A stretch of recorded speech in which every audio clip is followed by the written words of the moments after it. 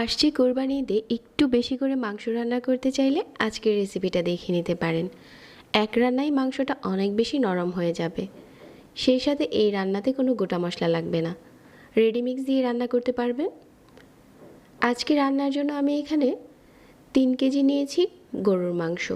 তারপর হচ্ছে 3 টেবিল চামচ দিয়ে দিচ্ছি আদা বাটা, আর এখানে 2 টেবিল চামচ দিয়ে দিচ্ছি রসুন বাটা, 1 চা চামচ লবণ দিয়ে দিচ্ছি।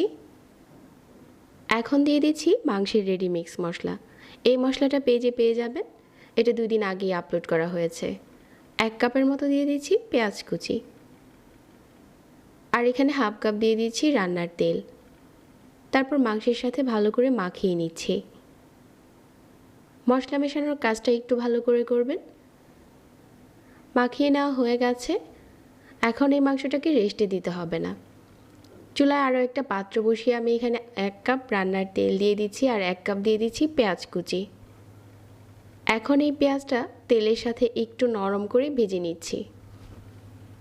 পেঁয়াজটা যখন এরকম লালচে করে ভাজা হয়ে গেছে, আগে থেকে মেখে নেওয়া মাংসটা দিয়ে দিচ্ছি। মাংসটা দেওয়ার পর ভালো করে নেড়ে দিচ্ছি।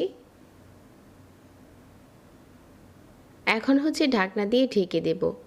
এই রান্নায় কোনো রকম পানি দিতে হবে না। ঢাকনা দিয়ে ঢেকে দিচ্ছি কম আছে। আস্তে আস্তে করে দেখা যাবে যে মাংস থেকেই পানি উঠতে শুরু করেছে। মাংস যদি আপনি একটু বেশি করে রান্না করেন, ওই ক্ষেত্রে মাংসের মাঝে পানি লাগে না, পানি ছাড়াই আপনি মাংসটা রান্না করতে পারেন, তাহলে স্বাদ অনেক বেশি থাকে।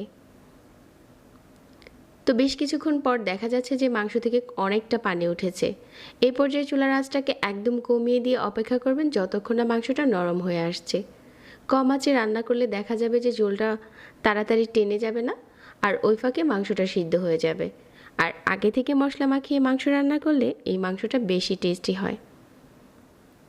তো এইভাবে করে হচ্ছে বেশ কিছুক্ষণ কম আঁচে রান্না করে নিয়েছি। এখন ঝোলটা অনেকটা টেনে গেছে।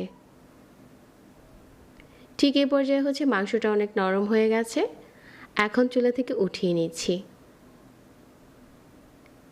আর আবারও ঢাকনা দিয়ে ঢেকে দিচ্ছি কিছুক্ষণের জন্য, যাতে তেলটা উপরে ভেসে ওঠে।